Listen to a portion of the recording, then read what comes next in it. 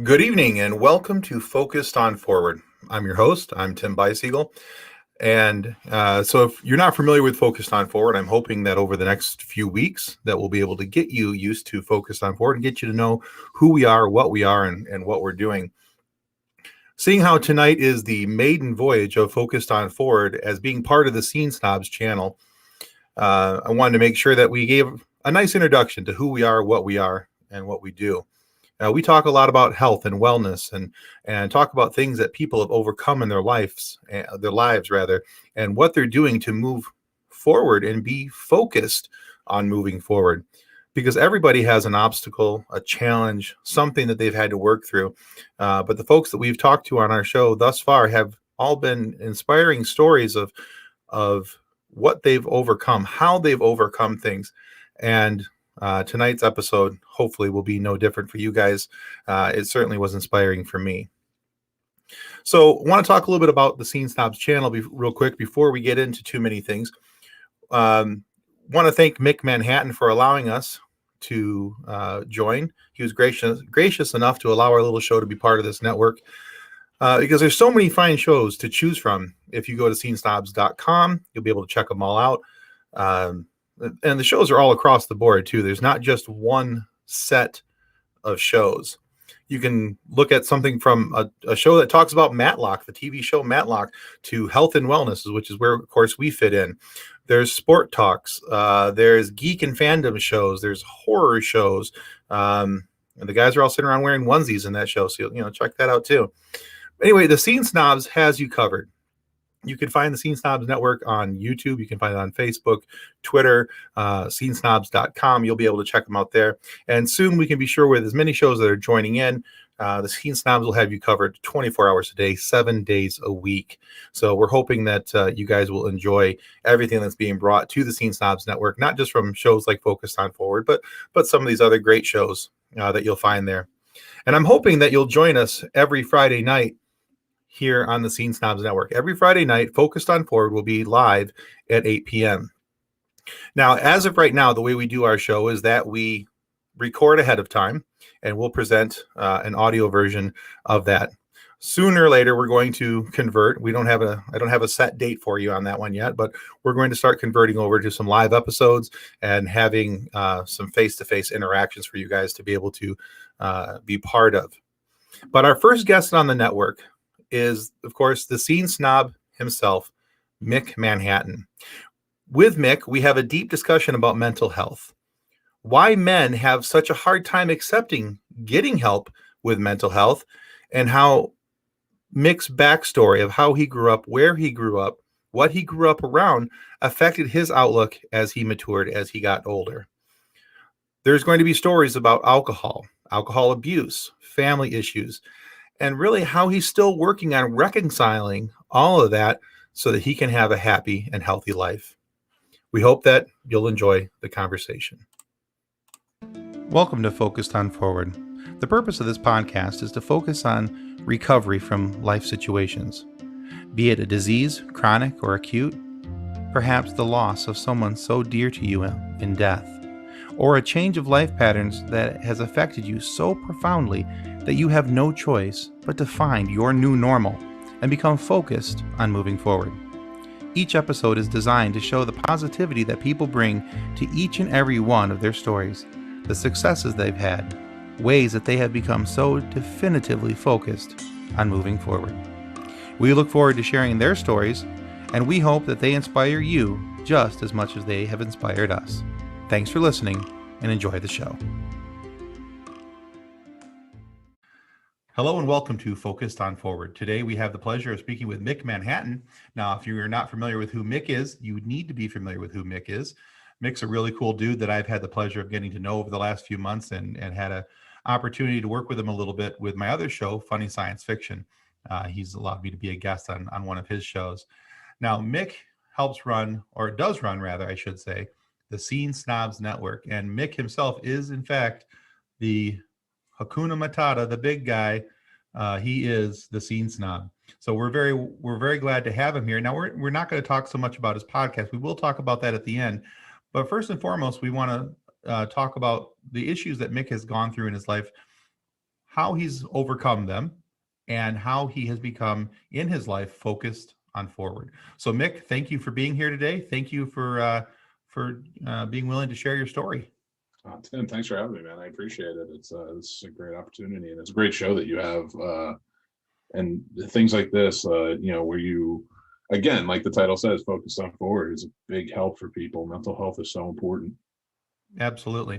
Yeah, we're always happy to be able to share somebody's story. And if my running line for this has been is if per episode, if we can get one person that it touches, that it matters to, then I've done my job. You Yeah, know, and so that's all I want, is I want to be able to help people and show them that they're not alone in their issues and that they can move forward. absolutely. And you even inspired me to even come on and talk about stuff. So like, if I can help, like you said, even one person, you know, Awesome.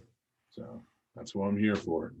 All right. Well, excellent. Well, when you're ready and you're comfortable, please tell us the story of Mick Manhattan.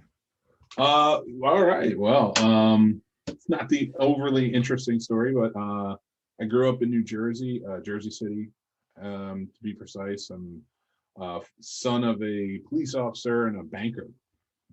She was a bank teller for a long time, my mother, and they both had two jobs. As we grew up, we were latchkey kids. I have two older brothers from my father's previous marriage, and a younger sister who is, with my mother. So we grew up dirt poor in Jersey City, 2-bedroom apartment, all six of us. Sometimes 7 or 8 of us, depending on who else needed a place to stay. Yeah, and we were right in the middle of the ghetto, which honestly I've always loved. I always loved living in cities. I've always loved the closeness of where I grew up. You knew everybody in the city. You knew everybody hung out on the stoop, stuff like that. Yes, of course there's crime. Of course I'm glorifying the beauty of it. In a city, there's just always feels some sort of like community that just I haven't found everywhere. I don't call it glorifying. I call it finding the silver lining. That's a great way to put it. I didn't think of it like that, but I think I'm going to start thinking of it like There that. you go. I love that. Yeah, and so we grew up there. Um, we moved to the suburbs. I want to say when I was 13. I want to say this. I forget ages of about that. So to kind of give you that rundown, we moved to the suburbs in central Jersey. Stayed there for a while until I guess about 24. And then I left. I went to Florida to go to film school. Went to film school. From there, moved to New York City, moved to LA. Started working in film industry for a long time. I had a death in the family, and I came back to New Jersey to kind of help out with family stuff there. And after that, I was kind of changed things up. I wasn't doing filmmaking as much. I went into digital marketing, and then eventually got into podcasting. That's why I'm in Virginia now. I've been here for the past 7 years and love it down here. I love Virginia. So I couldn't see myself like moving anywhere else outside of here. And that's what brings me to here. Now, of course, there's more to that story. That's a very abridged version, but We're okay with Cliff Notes. yeah, I will. I just wanted to kind of bring everybody up to date, like where that is. But I grew up in a very Irish Catholic family.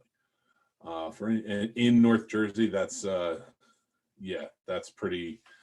There's plenty of movies and books about it, but it's a strict household.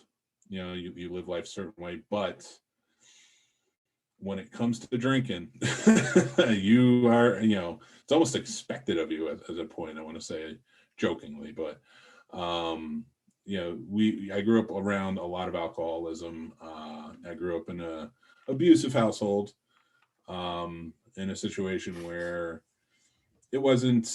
I was more the target than anyone else. My mother and I were the targets. My brothers, my sister were not. I'm still not very close with my family. We've talked on and off, but for the past year, I haven't heard from any of them, except for my one brother who lives here in Virginia as well. Okay.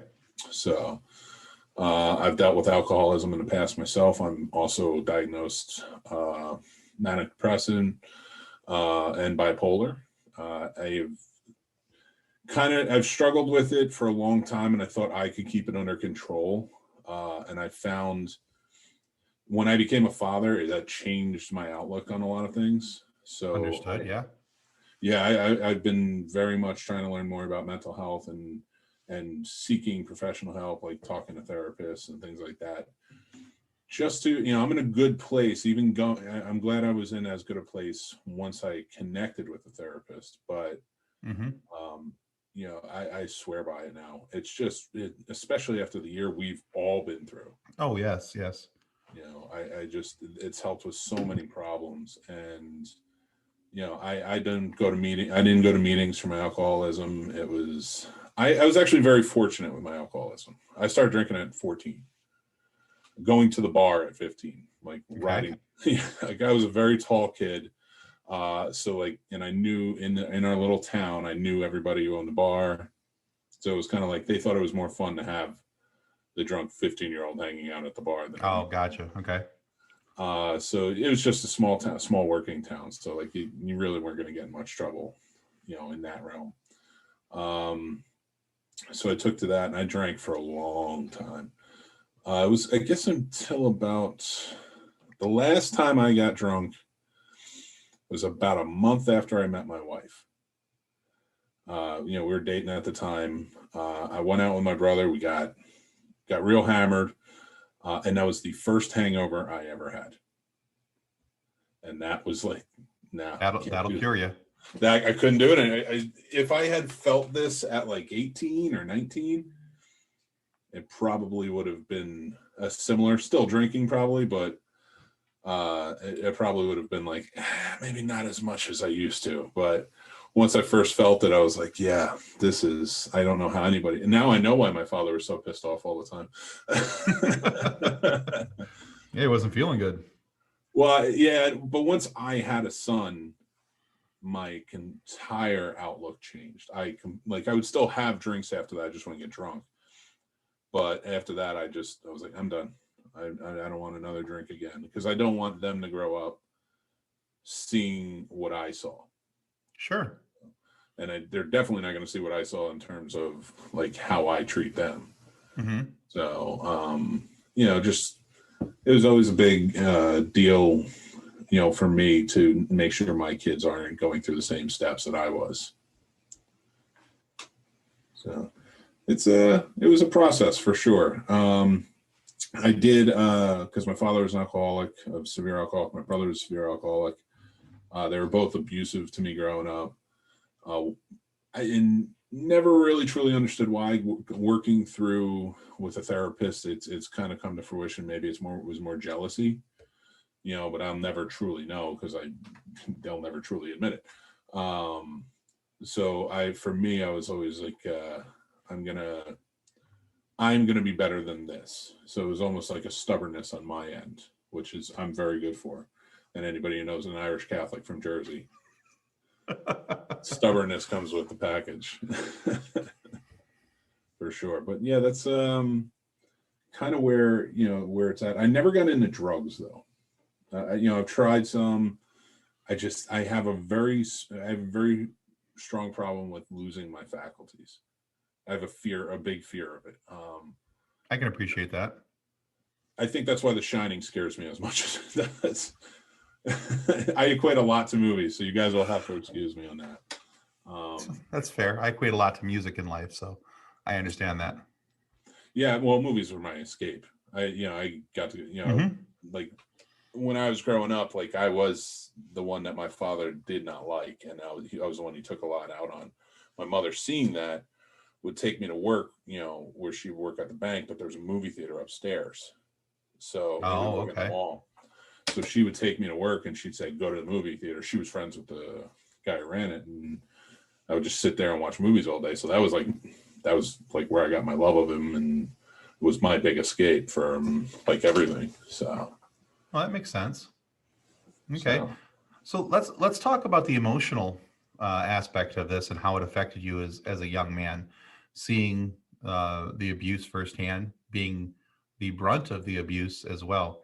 How did that affect you emotionally with your relationships inside of the family? It was, I never understood. I always like fought for my father's admiration. My brothers were like, could do no wrong. It always boggled my mind because I had two brothers and a younger sister. All have been either arrested or brought home by cops at different times. All have been causing trouble for a long time, really got into alcoholism. Like, I'm not saying I didn't, but like I was very fortunate. And, I think because of the experiences I was having, to say I know what alcohol can do, whereas they Mhm. did. And it, they turned it around, and but for me, it was still like I was for lack of a better term, black sheep. The way I was being treated, and my father was the patriarch of the whole family, so people went to him when they needed things. So it was, kind of like nobody was going to go against it. It just was what it was. And then my mother turned it around because she was abused too by him. When he quit drinking, my father, he still was very hard on me, but she flipped the script and became very powerful, dynamic, the alpha in the family. Okay. Which a lot of people was just, it's hard to even kind of grasp that. Like, how does somebody go from abuse to he listens to everything she says, and now she's the matriarch and everybody listens to her? She just took over. When she did that, we lost a big connection because we were always very close because we were kind of going through it together. Right. Okay. I think she felt like she had to become colder. So, just to kind of be that alpha. And so, still connected. She's still my mother, but it was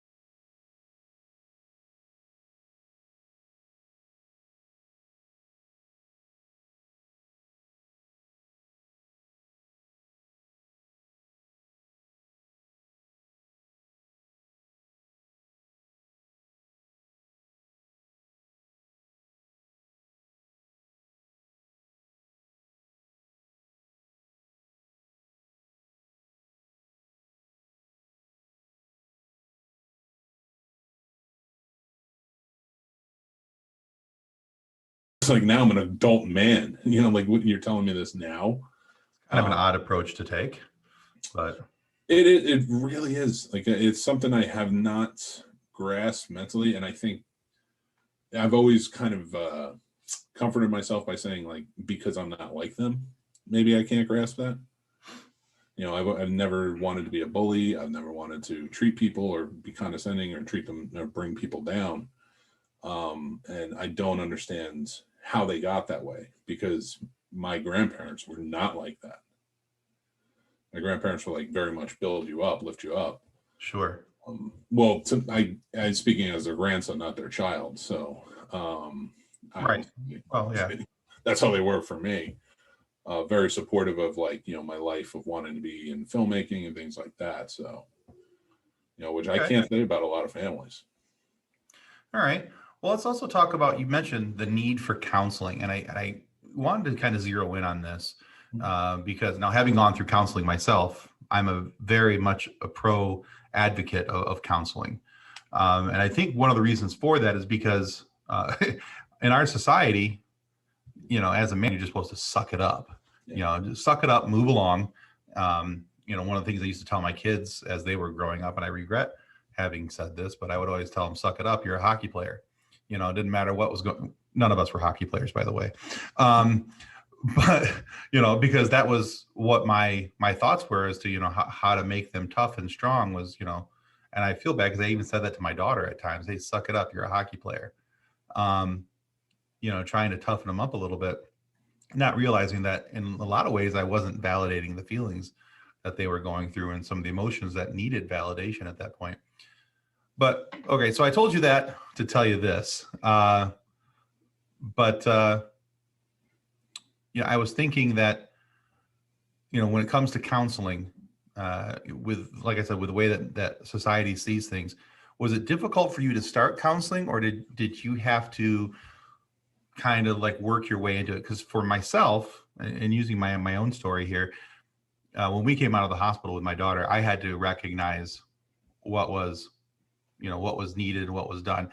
And it took my wife months to be able to convince me that counseling was a necessary thing, because I thought by going to counseling, I was admitting a weakness on my own behalf. I very much similar. And a big reason for this is because of, like, I no longer, just to kind of go back a little bit, I no longer talk to my family at all. I had to cut them off. Okay.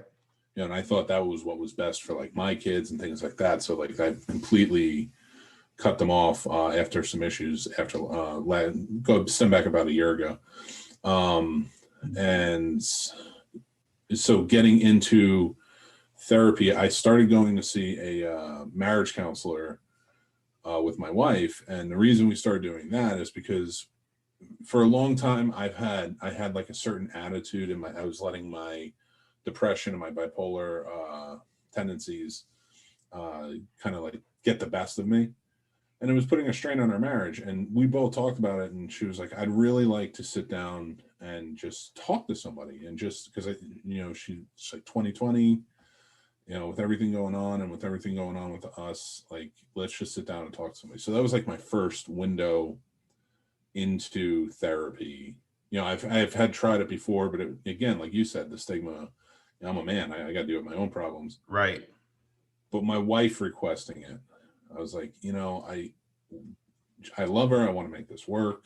So of course, yeah, I'm going to try things for her, but also it was almost like what would my father do? And when I would think about it and I say, well, he wouldn't do this, I was like, well, then I'm definitely going to do this. And I know that sounds so bad, but yeah, I kind of had to have that, not to say I never had a good moment with my father. I have, there's always, but if I can count them on one hand, and the bad times are countless. Yeah, I get where you're going. You get a feel for it. So my feelings on it were like, if he won't do this, I should do this, because I love my wife. I want to be there. I want to be supportive. And we were doing it for a while, and it wasn't clicking with me. And because it wasn't clicking with me, I think things were becoming more stress between she and I. And because we would do the meetings, and it just felt like I was going through the motions. It was like, I can't wait till the clock is done and we're just done with this meeting. I understand that feeling. Yeah. And she said to me, she was like, what? She goes, this isn't working because you're not working it. And we got into a fight. We got into a bad fight. And, she went up to bed, and I was just kind of downstairs and thinking about it. And I started reading this article she had sent to me about the 4 horsemen of the apocalypse. If anybody, especially relationship oriented, marriage and such, it's written by John Gottman, fantastic doctor who deals in marriage counseling, things like that. Okay. And what it is 4 things that couples can do that are definitely a surefire sign of divorce is coming. And it's contempt, defensiveness, stonewalling, and I'm drawing a blank on the 4th one now, and it's only 4. I will think of it. But any one of those 4 things in a marriage is almost like 90% sure to lead to divorce, if that's how you handle things. So I'm reading this article. They're talking about these 4 things, and I'm like, there has to be something to, like, an antidote for this, because I recognize this in our relationship, and I recognize a lot of it coming from me. So I started seeing that, and I was like, I was like, I need to find the antidote. So I went on YouTube and on Google, and I start researching, especially John Gottman. And then I found a lot of seminars with him where he talks about the fixes, because he's like, just because this is happening, it may be a 90% sure way of doing it, but you can turn it around. And he's been doing this for 40 years, and I was like, all right, well, I'm in. Let's see what he has to say. And everything he said just started clicking. And it was just, I don't know what opened up over just that one night. I watched like 7 or 8 videos. I read a bunch of articles, and I just was like, I want to make this work. I was like, I don't know what it was. It was that thing. It was like the light switch flipped. And I was like, man, I do this to my wife. And I was like, she's the love of my life. Like, I need to fix everything about this. So from then on in, and when that click happened, and I went into therapy, not surgery. So I went into our marriage counseling appointment, the next one, and it was like a different world. Even the therapist's like, you are on point. This, that, and weeks after, she was like, yeah, you're really bringing up a lot. You're reading these books. It really has clicked. I mean, my wife was like, you've changed so much. I was like, I know. I was like, I want to follow these guidelines, because I don't want to be anything else but this person for you. So with that click, it clicked to me, I need that click for myself and things that are happening internally with me. And so I went and saw a therapist myself, and it hasn't clicked yet, but it makes me feel so much better to go. And I know it's coming. I know that change is coming, because my therapist has been very helpful with me. And I like the fact that he's the type, I did my research, and he's the type of therapist that isn't just listening to me and expecting me to get there on my own, but does talk back and forth and tries to help bring it out of me. And very much reminds me kind of like this, like, podcasting. Yeah. So it's very helpful. And he takes the extra steps, like after our second appointment, he was like, hey, I checked out the Scene Snobs, and I wanted to learn more about you. And I saw That's cool. So therapy, like if you can find the right therapist, and that's one thing I will say, and since then I see another one too. I see a behavioral specialist to help me, with certain issues. Like I didn't even know were there. Like I'm doing evaluations, and I'm like talking about my child, and I'm like, I forgot this happened. Like you're going down this list, and it's like, wow, I can't even, it was like, these all happen, and now it's in the forefront, and there's things locked away I didn't even remember happened to me, Yeah. It's impressive what a good therapist can do to help. No. I think for me, one of the biggest things that I discovered with therapy was once I actually tried, because you mentioned this, that your therapist said, well, or was it your wife rather, that you're not trying, that's why this isn't working. Yeah. And actually the person who said that to me was my therapist. She said, well, if you would engage a little more, this, and actually open up, she says, you'll be surprised what you find. I think that was on like my second visit. because, in my mind, therapy was going in, laying down on a couch and telling them why I didn't get the right bike when I was 12, and, and all that. And that's not what therapy is. It's, you go in and you sit down and you talk, just like you and I are talking right now. And you're right. A good therapist is going to point out other areas where you can look at different things, and, well, have you looked at it from this angle, and what, so there's feedback. And and it was nice, because then I stopped looking at counseling as, and you said it earlier, and I think you thought you misspoke, but it wasn't. You called it surgery. It is surgery. We're cutting things out of our minds that we don't need to have, these negative emotions and feelings and things like that. And so, just as you wouldn't trust, an unqualified surgeon to cut open your knee, when you're dealing with therapy, it's surgery for our brains and our emotions. So we want to make sure that we have a qualified therapist for that as well. But I always say that we got very lucky. Our therapist, I haven't talked with her in a couple months. I was actually just talking with my wife that maybe that's something I need to go back and do again, kind of circle back. There's some other things I need to address, things that, a couple months removed, where I thought I had it knocked, but I don't. So yeah. And that's life. I feel like that's life. That's always going to be. I know I'm always going to have things that are going to come up. Sure. A friend inspired me too. Last year, he was going through a tough time, and he was getting angrier and angrier, and he couldn't understand why. And we host a show together, and he actually said on the show, he's like, I just want to say, I've been seeing a therapist, and it's really been helping with a lot of things. And one of the things that's made me want to do is thank people more. And like, he was thanking me for doing a show with him and being a friend. And that was one thing that clicked with me too, was just like, yeah, you know what? Like, if it helps this much and makes you feel this good, and, the way he's explaining it, there should be absolutely no reason why. Yeah, absolutely. We're against it.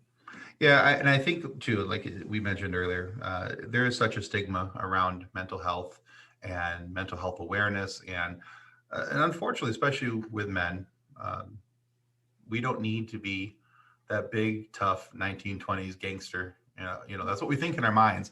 It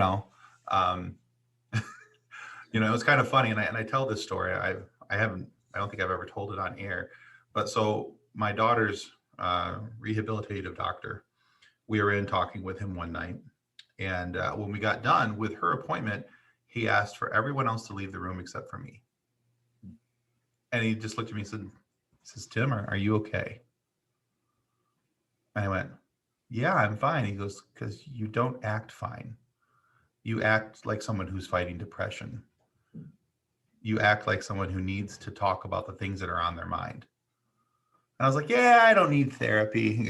And he's, it's funny because, and then he addressed everything that I was afraid of. He's like, you're not going in there to lay down on a couch. You're not, going in there to just discuss your feelings. It's an actual discussion if you get the right therapist.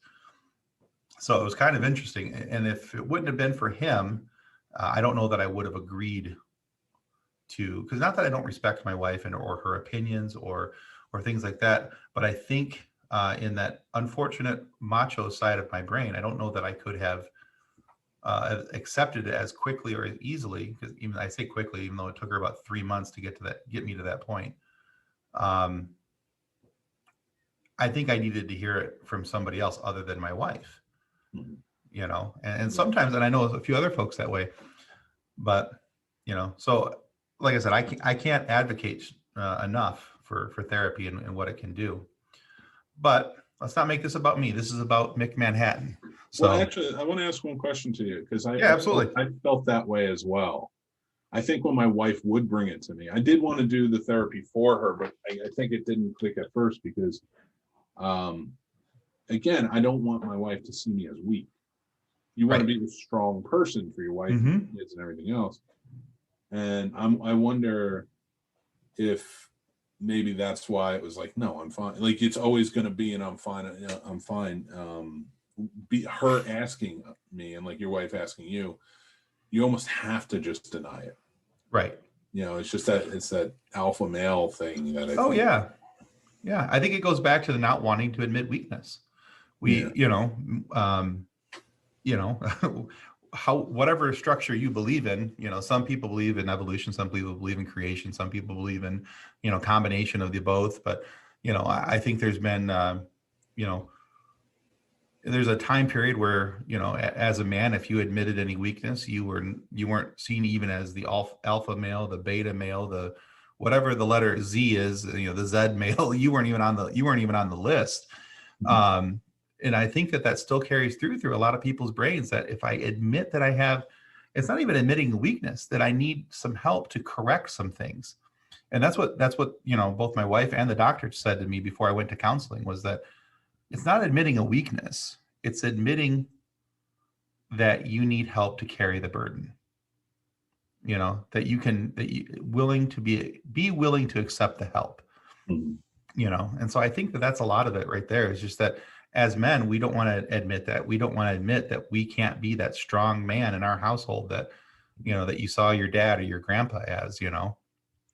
Yeah, I think for me too, because again, he's always an alcoholic. I mean, that's how it works. But he's recovered. And when I was a teenager, he gave up drinking. And now other vices came into play, because it's tough. Addiction is a tough thing to overcome. And I got to see up front the vulnerability of the man trying to change. I don't think he liked that. I don't think he wanted to feel that way, but I got to personally see him in his vulnerability of trying to change the alcoholism, especially after years and years of a stigma from his parents, his father, his brothers, his uncles, things like that, like, who are men's men, and that's how it was. And you drank a drink after work. But when he gave up drinking, he found he became closer to God, and he found religion in his own way. And that's my big thing, is, respect what people believe in, as long as it's not hurting anybody else. And if that helped him find it, I think when I was starting to find a way out of not drinking, especially having kids and stuff like that, like, I think his change, and I've seen him slip through the years and go back, but then kind of come back from it and keep trying. And especially work he's done with become a sponsor, and to other members in AA and things like that. Like, one of the big things, like, especially with the Scene Snobs, if I can help, is helping end stigma of alcoholics, because alcoholics, like, one of the most famous jokes from Mitch Hedberg, who was a great comedian, was, alcoholism is the only disease you can get yelled at for having. And it's true. It is a disease. And I think, it may cause problems, but, like, a lot of times people overlook, like, that it is a problem. And I try to be outspoken about that and be more open. Well, that's good. That's good. It's certainly a monster that many people don't understand. The weight that places on somebody, the weight that addiction places, not only on that person, but on that person's entire family, and how it affects everyone. So, okay. So let's ask a couple questions I like to ask every single guest that comes on our show. So the first question is, looking back over the experiences of your life, what is the greatest lesson that you've learned? I want to say respect vulnerability. People do not like to be vulnerable at any time. They do not like to come off vulnerable, but it's going to happen. And one thing I've learned from all this is, show respect during that, show some compassion, and just be willing to not judge, people who are feeling that. And another big one for me is, I tell myself this, so it may not make much sense because I made it up, is everybody's going to have memories, good or bad. So I try to be a good one in people's lives every day. I like it. So, like, that's my, so if I have to make that decision when I'm around somebody, I try to, and I know I haven't always been a good memory in people. It's not always going to happen. It's not always going to work, but the fact that you're conscious of it and you're trying, I think, is a good step. So I mean, that's things I've taken away, because like I do have a lot of bad memories, and with people I care about. So I would like to change that by being a good memory in people's lives. Awesome. Okay. Now, the second question is pretty similar to the first one. They kind of go hand in pocket. Looking back over your life, what's the greatest single piece of advice that you were given? My grandfather had a saying. He would say, "You were born and given one thing you're given one thing when you're born, and that's a name. So make it a good one." And so going through that, and my father always said that it was just something he lived by. And again, like, my father is a good man. He just, sometimes there were not such good things. So like, I don't want to trash either of them as in they're not good charitable people. They are. I'm just not one of those people that they particularly enjoyed being around. So with that, I take that advice, and that's another thing, like with being a good memory, I do try to make a good name for myself. All right. I think that's very solid. I like both of those. All right, Mick. So we've talked about the Scene Snobs a little bit. We've mentioned the Scene Snobs here off and on throughout your story. But tell everybody who's at home listening or in their cars listening what the Scene Snobs is and what's your role. I am the creator of the Scene Snobs. It actually started January 1st, 2013. It started as Movies 365. I was going to watch a new movie never seen before, or not new, but like a movie I've never seen before, and review it on Facebook every day for a year. That did not work that well. And then I turned it into, the Scene Snobs, because that was available as a website. And I was just reviewing movies for a long time. And I got into podcasting and such. So, I had a few successful podcasts that did well, and I was very proud of them, but they all fell apart. And I was never a producer of them. I was always just on the mic, and I did some marketing for them.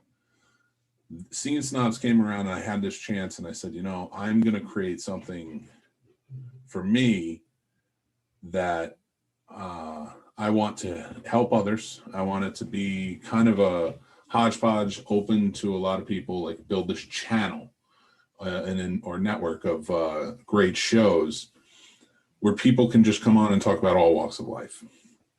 But I also see that a lot of these networks are charging all of these podcasts. And my biggest thing was, these are indie podcasts. These are people who are, coming in. I don't want anything from them. I don't want to build off of their hard work. So I want to build a community where we all work together. And that's what's happening. We're at 20 shows right now. We have 6 more joining up, or premiering soon. And it's become this huge thing where we have like 3 or 4 shows a night.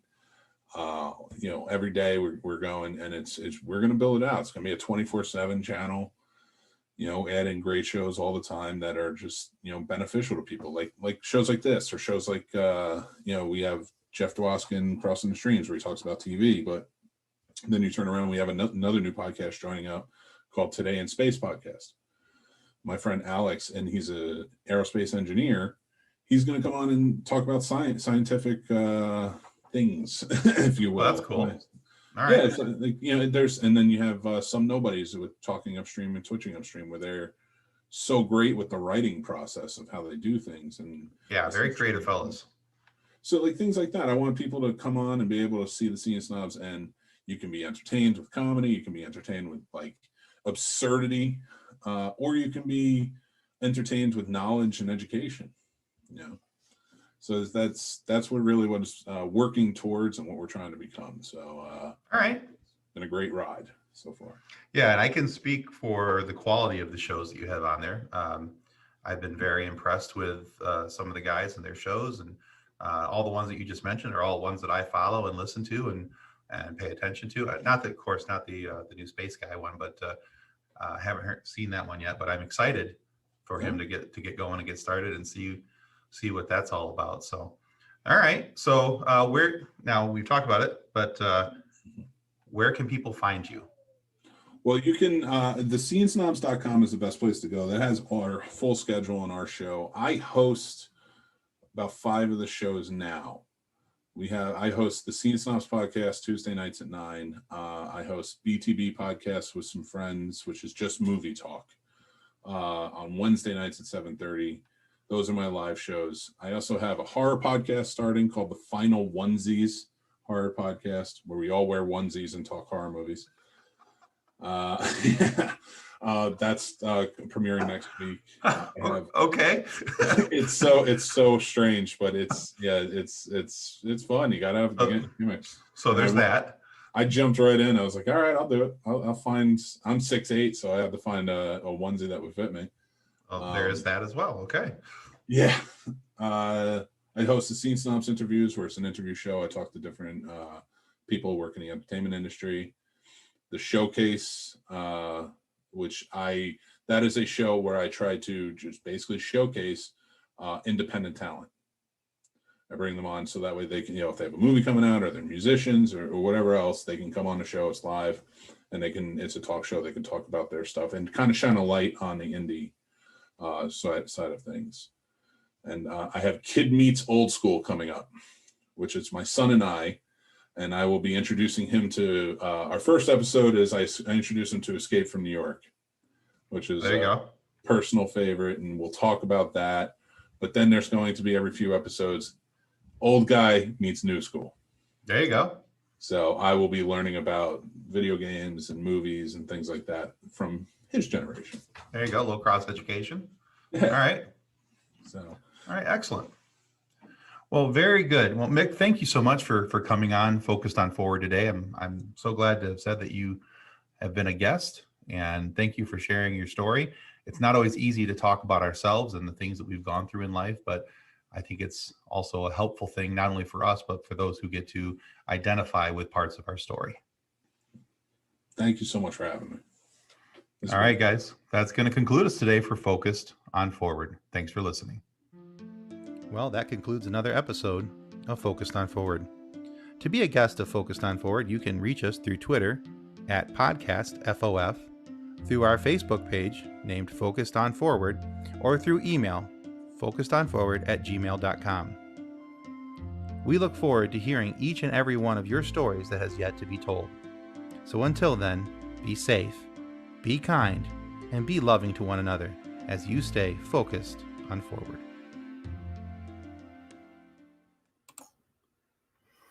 Well, hey guys, thanks for sticking around. Thanks for listening or watching, whichever way you chose to participate tonight with Focused on Forward. We're now in season 2, and you can find all the episodes of our show not only here on YouTube, but you can also find them as audio only versions on your favorite podcast providers, such as Apple Podcasts, Spotify, iHeart, Pandora, and more.